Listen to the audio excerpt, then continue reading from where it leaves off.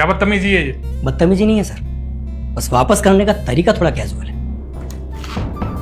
किसका सर्टिफिकेट है? मेरे हैं। तो यहाँ क्यों लाए हो? क्योंकि इनकी अब मुझे जरूरत नहीं। जरूरत नहीं है तो कूड़े में डाल दो उठा के। कूड़े में डालने से पहले आपसे कुछ सवालों का जवाब तो ले लूं। कौन से सवाल? हम जैसे लोअर मिडिल क्लास लोगों को बेवकूफ बनाने का ठेका ले रखा है आपने। क्या? इतने अनजान मत बनिए सर, आप भी इस भ्रष्ट सिस्टम में लिप्त हैं।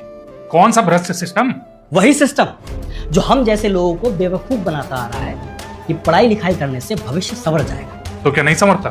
सिर्फ पढ़ाई से संवर जाता है? क्यों, पढ़ाई के बाद नौकरी नहीं मिलती? कहाँ है नौकरी?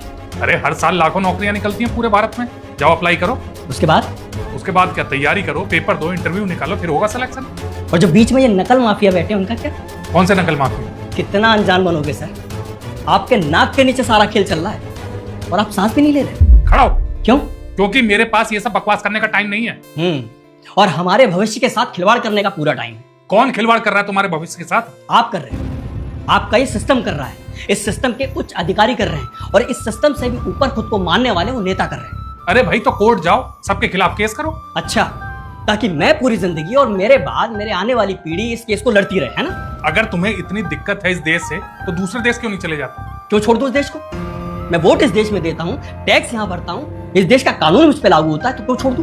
क्योंकि तुम्हारे मुताबिक तुम्हें नौकरी नहीं मिल रही ना इस देश में। हमारे यहाँ के काफी लोग चले गए दूसरे देश, तुम भी चले जाओ उनकी तरह। अरे आपने उस लायक छोड़ा ही कहाँ है सर? हमारे माँ बाप की जिंदगी भर की गाड़ी कमाई हमारी पढ़ाई में निकल गई। उन्हें उम्मीद थी कि हम पढ़ लिख कर अपने घर की स्थिति ठीक करेंगे, लेकिन जैसे ही पढ़ाई कंप्लीट हुई देखा तो पूरा खेल ही बदला हुआ नजर।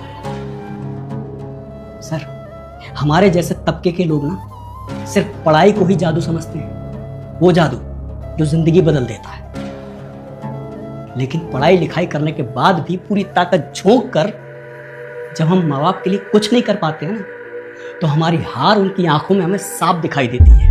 उनके चेहरे की मायूसी हमें चीख चीख कर ये बयां कर रही होती है कि हम विफल हो गए। और एक बात बताइए सर, सिर्फ सरकारी नौकरी के ही पेपर लीक क्यों होते हैं? क्यों आपका ये तंत्र नकल माफिया को पकड़ पाने में नाकाम रहता है? क्यों बच्चों के सेंटर 4-4 राज्य दूर देने के बाद भी रेलवे के पेपर लीक हो जाते हैं? सर, हम जैसे बच्चे ना सरकारी भर्तियों का इंतजार ही करते रह जाते हैं और जब भर्तियां निकलती हैं तो उनके दाम लग चुके होते हैं और हम फिर भी उम्मीद करते रहते हैं। अगर आपको यही सब करना है तो भर्तियों के विज्ञापन के साथ एक बोर्ड भी लिख दिया कीजिए कि बिना पैसे के कोई नौकरी नहीं मिलेगी, कोई भर्ती नहीं होगी।